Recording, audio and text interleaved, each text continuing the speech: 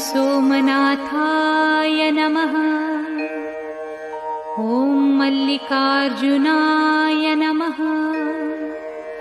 ॐ महाकालेश्वराय नमः। ॐ ओंकारेश्वराय नमः।